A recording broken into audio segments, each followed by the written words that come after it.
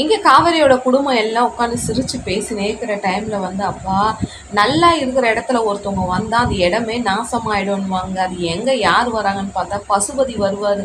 பசுபதி வந்தோடனே என்னக்கா என்னை பார்த்தோன்னே எல்லாம் குழக்கட்டை மீன் மாதிரி பார்க்குறீங்க நம்ம என்னக்கா நல்லா ஆனால் நீங்கள் பெரிய ஆளுக்கா நல்லா எதையுமே போட்டு கொடுக்காத பொண்ணை வந்து பெரிய இடத்துல கட்டி கொடுத்துட்டீங்க. பொண்ணு கழுத்துல ஃபுல்லாக தங்கமாக தொங்குது. ஐயோ அக்கா நீங்கள் நிஜமாவே உன் வீட்டுக்காரர் உன்னை நல்லா ட்ரைன் பண்ணி வச்சுருக்குறாங்க.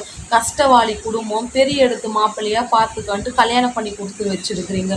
அக்கா 2 பொண்ணோட வாழ்க்கை செட்டில் ஆயிடுச்சு. இன்னும் 2 பொண்ணு இருக்கிறாங்க. எந்த கோட்டீஸ்வரனை பிடிக்க போகிறீங்கக்கா நம்மோது பசுபதி மரியாதையோடு பேசும் போது என்னத்துக்கு உங்களுக்கு மரியாதை? சோத்துக்கு இல்லாத ஆளுங்களுக்கெல்லாம் மரியாதையா இன்னும் இன்னைக்கு வடை பாயசத்தோடு தண்டியாக சாப்பிட போகிறீங்கன்னு பசுபதி வந்து காவேரியோட குடும்பத்தை வந்து ரொம்ப இன்சல்ட் பண்ணி பேசின்னு இருக்கிறாங்க. இந்த மாதிரி ஆளெல்லாம் எங்கள் எதிர்க்க கிடைச்சா மூக்குலேயே குத்து சட்னி ஆக்கிடுவாங்க. ஒரு குடும்பம் கஷ்டத்தில் இருந்தால் சாப்பாட்டுக்கு தான் வருவாங்கன்னு அர்த்தமா? சுயமரியாதையோடு வாழ்வோம். என்ன